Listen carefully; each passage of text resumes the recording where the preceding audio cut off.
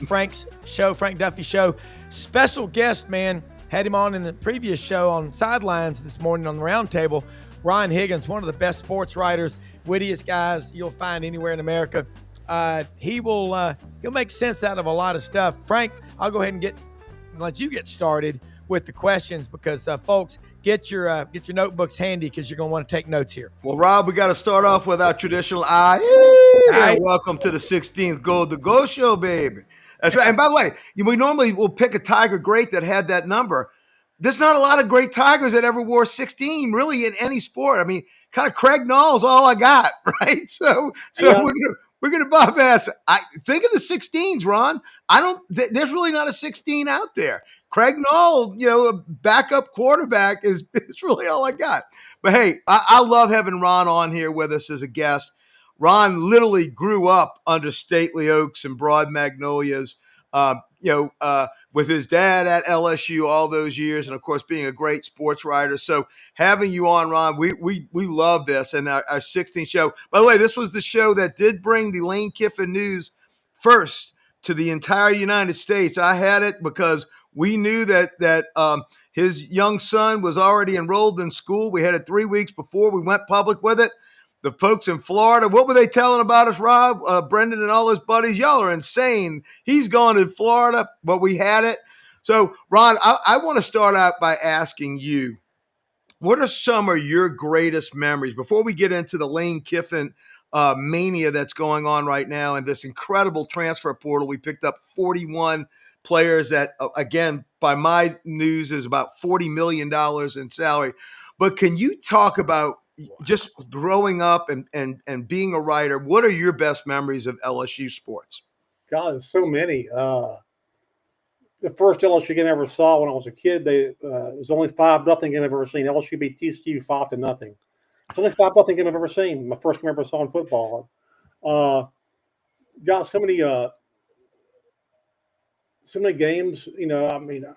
I worked in sports information as a student assistant. And then Charlie Mack's last couple of years. Yep. Charlie McClellan was just a gem of a human being. Mispronounced everybody's name. Charles Alexander was, hey, Charles Alexandria fella. Called everybody buddy. Hey, buddy. How you doing, buddy? After an Ole Miss game where Burt Jones didn't throw the ball very well, because he thought the balls were overinflated, Mack says, hey, fella, old Bart had a tough day. This might blew Bart's balls up. Then he goes, wait a second, fellas, kind of rework that for me. That had to be a little emotional, though, his last year in 79, going to the Tangerine Bowl, being carried off by John Ed Laborde and a lot of those Tigers. Yeah, he got fired because he was loyal to his assistants. He didn't want to fire assistants. They wanted to get rid of him. And that's Mack. He wasn't going to get rid of people who had been around him forever. And then again, just a good guy. LSU usually was one of the better teams in the league when he was in there. Unfortunately, Bear Bryant was in the league at that time, and when the LSU two of LSU's best teams beat Bear Bryant in 69 and 70, and then Bear decided to go to the Wishbone and had his second life. But that, growing up in Pete Maravich era, seen every game Pete Maravich ever played. People don't understand how ridiculous it was to watch Pete Maravich average 44.2 points a game. And the ball handling and passing, I always tell kids, go Google, go to YouTube and watch him, okay? Then, people talk about records that'll never be broken. That is a record in college basketball. Will never be broken. Never ever be broken. Ron, you'll get a kick out of this. I actually wound up, I was managing Doc's in '86 before I opened up Duffy's across from Mike Anderson's over on Lee. Yeah. I was in the bar business, and we found the old Cow Palace floor that LSU had donated to a high school. Wow. And it wound up in a barn in Clinton, Louisiana, right outside of Baton Rouge. Really? We went and got it.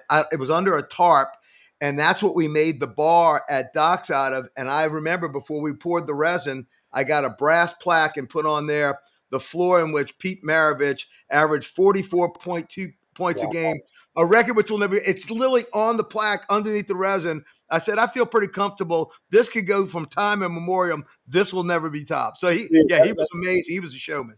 That's a hell of a deal. And then the LSU's baseball program with Skip got there, and I'll credit Skip and Ron Polk for changing the whole dynamic of SEC baseball. SEC baseball used to be played in witness protection, basically bad stadiums. I remember covering a game at Ole Miss before they had their stadium now, and it was like they had their bleachers were old football practice field bleachers with wooden splinters all over the place. That was and Ron Poe came in the state and changed that. Skip came in and took it to another level. ADs figured out they could make money playing baseball. And LSU, again, probably does have the best baseball coach in the nation, and Jay Johnson, and already won two national championships in the time he's been here, like 3 or 4 years, and it's just been ridiculous. He's that good. And you got to give Woody the credit for that. I mean, that was a big get. I miss Scott Woodward. He was a great athletic director. Great guy. Hired Jay Johnson, got Kim Mulkey, who was this lights out coach who I love being around. My favorite people. Tells a lot. And Ron, he could eclipse Skip, honestly, before it's all over. And Skip is the GOAT. Look, I remember hearing from my good friend Richard Lipsey the stories of when Skip came in from Miami and basically made a home at LSU. I see Jay Johnson having almost that same sort of trajectory, now having won 2 national championships. And I missed it last year because I had some other issues. But the one 3 years ago, I was at every pitch out in Omaha. And I've been to every national championship. I only one I missed was 58, a couple of years before I was born. But even the LSU football championships, in my opinion, don't hold a candle to what it's like going out to Omaha. That feeling of going through that almost baton death march of games to get and to win it all. And when we won against Florida that Monday night, that was an accomplishment as a fan, as an LSU fan, that was even greater than winning in 03, 07, and 2019, in my opinion. What are your feelings of LSU baseball? As you see, I got my Tiger World Series shirt on. I think it's probably the best it's ever been. This guy's a great coach. He lives and breathes baseball. He's a really good combination of analytics and personal touch, looking at guys doing what they can and can't do. Tremendous recruiter. Those fits pieces really well. Even when they're missing pieces, they really have good chances to advance in playoffs. Last year, when they, basically went through the preliminary rounds of the World Series and won every game, I knew they were going to win the championship because they'd never done that before. I think Skip maybe had done it once, maybe. I can't remember. But, yeah, they're in good hands. So LSU athletics is overall in pretty good shape, and now they got Kiffin. It's really going to get wild. It's been wild already. It's going to get more wild. Kiffin mania. Rob? Yeah. Well, I was going to say about Lane Kiffin. Ron, we talked about it on the earlier show this morning, Sidelines, on the roundtable. The high school recruiting, Louisiana's got just over 5 million people. Per capita, I think it's Mobile, Baton Rouge, and Detroit City have produced more NFL players than anywhere. And LSU often does go into Mobile and Baldwin County. Jamarcus Russell from Williamson High School. They've done it plenty. Bay Minette, they get players out of there. Talk about, before you have to, I know you've got to get at an appointment, but the Kiffin mania and his statewide, how he's being received compared, say, to previous coaches. I mean, they love this guy because he's all over the place. I think, he's the new breed of coach who connects through social media. So he recruits to different age brackets. He's just everywhere, it seems like. He tweets every morning when he gets to work. It's 5 o'clock in the morning. He's all encompassing, and LSU fans like that. And I think, and the fact, look, he's been able to get guys out of the portal from Hawaii to everywhere because they know who this guy is. And a lot of these guys have been recruited by him before. have a connection to him who didn't sign him before, and then go back and go and get him. So, yeah, it's been pretty wild. And I think I know he's got 41 in the portal, and it looks like he's finished, but I don't know if he's finished yet. I don't know if he's finished. He's going to keep coming. So might have Seton. Look, he has not committed yet. It's between us, Oregon, and Miami. And Lane Kiffin got on a plane and flew to Atlanta after Seton left just to go get some more FaceTime with him. And to your point, he tweeted when he got back to Baton Rouge on the private plane, 2:00 in the morning, he was still working. Yeah. I mean, that's incredible. And look, Rod, you would probably agree with me. What is the one word that describes our state of Louisiana better than anything? It's passion. Yeah. Passion is what Louisiana is about everything, about life, about food, about music. And the one thing that Lane Kiffin has that I don't think the predecessor had was a passion for being a coach in college football. He eats, drinks, and sleeps this stuff. And in fact, I don't even know when the guy does sleep. And that is going to be an appreciation. Look, we might not win them all. He better hit the ground running, and we better have success because there'll be a short leash. But as long as you're seeing the type of effort that he's doing, he's fine by us. And look, we're embracing the villain role. I mean, we were made for this. And I joked about it on the earlier show. I'm shocked the two of us hadn't found each other before this. Look, we're LSU. We're the school that when I was leaving Thompson Bowling Arena, or as Joe Dean, you say Thompson Bowling Arena, string music here in string music, Tennessee. And I was leaving the game when Shaq and Stanley Roberts and Chris Jackson were playing Lethal Weapon 3, Georgia Tech, and we unfortunately lost. We were up 25-4. Could have gone on and won the whole damn thing. Finally cut down the nets for LSU that Dale Brown and my good buddy John Brady got close to but never got. But as I'm leaving Thompson Bowling, I see these two guys walking down, and they have nondescript shirts on. And I overhear one of them going, if LSU was playing the Russians, I think I'd cheer for the Russians. And we're cool with that. I mean, we're so different, so unique. We don't care. And look, to my Ole Miss friends, I understand your pain. We've experienced that with Nick Saban. It is not fun. It is but it's a long process, guys. They're Ole Miss people right now are burning themselves like the third rocket booster, as we're sending Apollo 11 up into space. So, but Ron, you're in Baton Rouge, right? You're there now. Okay. I go back a ton to New Orleans and to Baton Rouge. What is the feel? Because I know how I'm feeling. What is the feel and the vibe in the city when you go to Phil's Oyster Bar or go to Mike Anderson's? What is the feeling right now? The excitement. I don't think I can ever remember any more excitement at LSU sports than right now. I'm gonna answer this and get out of here. I gotta get out of here. I go to Phil's almost every week, and it's like, you see who Kiffin signed today? You see who he got last night? Holy crap! That's the feel. Okay, that's the feel. And now I'm gonna go to my rehab for my hip, and I'm gonna get the same thing. There's this Ole Miss guy who works here. He goes, "Who else is he gonna take from us?" I said, "Well, whoever he wants." Hey, if he comes out with some contraption to spread those hips, you better lay off because he's gonna do it with a little gusto. Guys, we'll do this again, man. I gotta go. Thank you, Ron. Ron, thank you so much, man. One of the best. Pleasure talking to you, Ron Higgins. And Frank, you're right. I mean, it's the passion, and you can't be great at anything unless you are passionate about it. Because hard work, it works, and it's interesting the flip. So much more high school versus we talked about that. You made a great point a few weeks ago on our shows. It was Sidelines or this show about Lane Kiffin's not going to put $25 or $30 million worth of high school talent on the bench and pay for it to develop. He'd rather go get stuff that's already been given a test run and pay for that.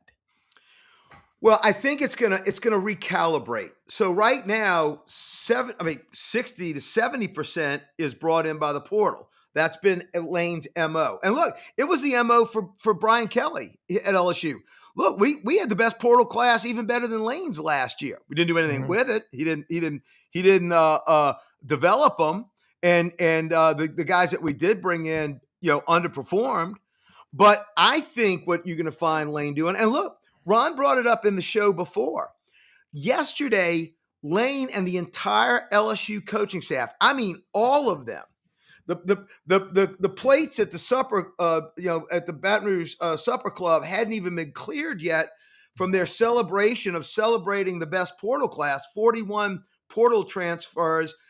2 of the top 5 were still in the running for the 3rd of the top 5 that we would get if Seton comes, the big offensive tackle from Colorado, who still hasn't committed. They were not even done celebrating that. And then the next morning, they're in New Orleans. They're in parts west. They're all over the state because he understands the power of Louisiana recruiting. Because look, what's the old saying? It's better to get a fresh apple from the tree than one that's been in the barrel sitting for about a year or two. And I think he's still going to work the portal. We still have the money that we can work with that. But if you can get that kid who he wants the bag, but he also wants that purple and gold on his back. The kid that's grown up dreaming of playing at LSU might not cost as much as the kid that we get in the portal from Arizona. And that's what Kiffin understands. There's going to be a value play. Look, you're a financial advisor, Rob. You understand a value purchase, value stocks. Yep. You want to get them as little as you can so that it makes your ROI much better. Well, he understands that. And look, no offense to my friends in Mississippi, you don't have the fertile ground that we have in Louisiana. And he's no dummy. The guy's smart. I think he's the best offensive mind that's out there. Clearly, he has proven he's the transfer portal king, and he is willing to work it. Rob, there's not been early morning, 4 o'clock, 5 o'clock in the morning, that Lane's not tweeting, rolling up in Tiger Stadium. And like I said, he flew back from Atlanta on a 2 o'clock flight after having the kid Seton in Baton Rouge for a day and a half, 2 days. As soon as he found out Dan Lanning was waiting for him in Atlanta, he got on the plane and went. So, look, LSU's people, like I said, we have a passion for our sports. We have a passion for our state. And look, that's what also was causing the governor to get involved as well. Look, I mean, we can't help it. We are who we are, right? Yeah. When the music starts playing, we start dancing. It doesn't matter if it's a funeral, parade, whatever. And it's that same all-in feeling that look, he's not going to win them all. We might not get the kid Seton, but I've seen the work that he's put into it. Mm-hmm. And I'm telling you, that will buy him a lot of gravitas. And to Brad Bellamy's part, I get it. He's never, ever truly won anything on a championship level. That, my friend, is going to change because we're committed. When we lost Bryce Underwood, and that collective then swelled with the amount of money. That's how we got all those defensive players, Rob. We wouldn't have had them had Bryce Underwood stayed. But it got all the money off the sideline. So you're going to outspend us? No. We're crazy enough. We'll throw money in. And by the way, that's how we got this portal class because the collective couldn't go out and spend it last year because it came in too late because Underwood ditched us a week before signing day. He ditched us in November. Yeah. So you couldn't spend the collective after that. So it got to go on this year's. So not only do we get the rev share, which started this past summer, but we had this big war chest. That's how we got 41 players in the transfer portal, 2 of the top 5, maybe 3 of the top 5. Well, if you look at the portal, Lane Kiffin also flew up to Knoxville. We talked about it on the show this week. This is really, really we don't see this out of coaches. I mean, he is not going to get outworked by somebody in recruiting somebody. That's hard to overcome if you're not that passionate about it. And they've got the money. They've told him basically everything you want. So he's set up for success. And you can't be a pro type coach in college. You got to go. And this stuff's all going to work itself out. I mean, look, you're not going to be successful at LSU if you don't relate to the people. And them going down into New Orleans. And shaking hands and just seeing people going to every corner of the state and in the middle. And that's Louisiana's a lot of states in one state. They're south of I-10. You get out toward Texas, they think they're in Texas. But I think Lane Kiffin, you'll have a roster with the most dominant players from the state of Louisiana, and then they'll start from there. And then because LSU right now has the third most starts in the NFL, their players in the last 10 years of any school in America. It's all there waiting for you. To who's who. He went into Brother Martin, a kind of a smaller of the Catholic schools yesterday, and went after the number one wide receiver recruit who's already committed to Texas. Got the kid to sit there with his picture with Lane at Brother Martin with his Brother Martin sweatshirt on, go Crusaders, with the L up. Look, I'm telling you, the guy's not taking no for an answer. No. Okay? I mean, look, everybody's in play. And look, we know this. We've talked about this with Doug. Yeah. You got to recruit not only after you get them, it's recruiting 365. You got to recruit your own guys more than you're recruiting theirs. Yes. And winning cures everything. It does. And you saw that with Ole Miss. You saw what he did in 6 years. Ole Miss was a dumpster fire when he got there. It really was. It was. They even what Cutcliffe had built, it had regressed. Our good friend Houston Nutt had great success, but it had regressed. Yeah. And he comes in and builds that. Look, if you can do it at Ole Miss, you can do it anywhere in the Southeastern Conference. Yeah. And by the commitment of the big money donors, all the way up to the governor's mansion. Look, they had the kids seating at the governor's mansion. I mean, he got a tour of the people's house here. I mean, look, I'm telling you right now, when we did the Kelly hire, we were kind of all whistling past the graveyard. I will admit, I thought the guy was going to do well, but it's a different animal here because he gets us. Kelly's first step was to come and be grandstanding at the basketball game and come out with a fake Southern accent. By the way, he didn't even pick the right accent to try and fake. Most of us have a Brooklynese accent, not a Southern accent. No. Lane Kiffin didn't come. He didn't show up to a basketball game until 2 weeks in when finally, they brought him to a women's game. Mulkey forced him to come in. It was the night that Ole Miss was going to be playing in the Sugar Bowl. That's right. They finally forced him to come in to the game. You know why? Because he was working the transfer portal. He was working the recruits. Yep. Look, he gets it. He gets us. We're hardworking. We have a flair for life. And that's exactly what this guy is. And I'm telling you, like I told Brad earlier, I will bet you he is beyond 2030 LSU because I think romantically he sees what Nick Saban built from 2000 to 2005. What could have happened with Nick Saban at LSU had he stayed that entire time? Could it have been more than Alabama's 6? Because you and I both know y'all beat them 6 in a row. Remember the one for the thumb? Yeah. Y'all beat Alabama 6 in a row. We beat them 5 in a row. You don't have that run. What could Nick Saban have done? Well, I think Lane Kiffin is curious to find out what does a Nick Saban 2.0 at LSU with the passion, with the money, with the resources, with the fact that we have no natural competitor, no natural adversary in our own state. Let's see what that can do. I think he's there after 2030, but we'll find out. Yeah, and we'll wrap it up here in a second. That you look at the portal, putting money into players that can produce immediately. That's what he's going to do. And the high school kids in Louisiana, they're so talented, and there's so many of them. If you can just keep the overwhelming majority of the in-state players, that works itself out. Give me 8 of the top 10. Yeah. Give me 8 of the top 10, keep them in, and you work the portal, we should be in every college football playoff discussion. Yeah, and you don't have to overpay to keep the in-state kids because there's a lot of pride in that LSU brand. They'll take a purple deduction, Rob. Yeah. They will. You get an in-state discount. You absolutely do. And look, basketball, it's a struggle, and not just at LSU, but across the SEC this year.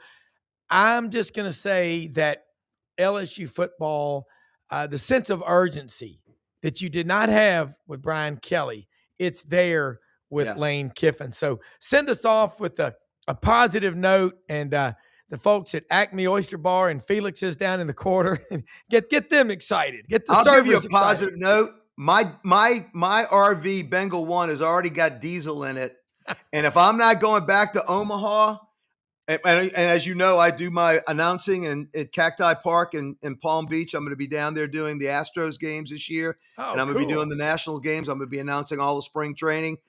I can tell you, if the diesel isn't used up on that trip, I got enough in reserve to get me to Baton Rouge for when Clemson comes to town. Yes. For when the circuit, when him coming out of that tunnel, Rob, you know, we're known for our seismograph readings from the Auburn LSU game of 1988. And when Garth Brooks came in and did Calling Baton Rouge in a concert where there was 120,000 Tiger fans in because they could fill them in on the floor of the stadium. That might be the biggest eruption that Death Valley has ever seen. Yeah. Off the charts. Yeah. And look, and if that isn't it, Rob, guess what? 2 weeks later, guess where we're going? Oxford, Mississippi. I'm going to need Trump's F-20 escorts. I'm going to need some fighter pilots to get Bengal One through Mississippi airspace. They'll be about as glad to see you as in-state Arkansas hunters on a public WMA for the out-of-state license plates. They love to push your car into the river, you know? Hey, Frank, this is awesome stuff. Thanks for letting me be on here with you. Great stuff, folks. Stay tuned to this channel for executive producer Brendan Martin and our great guest, Ron Higgins, man. Thanks, everybody. Have a great weekend. And share, like, and subscribe. Appreciate it. Go Tigers. Happy Carnival, everybody. Go Tigers.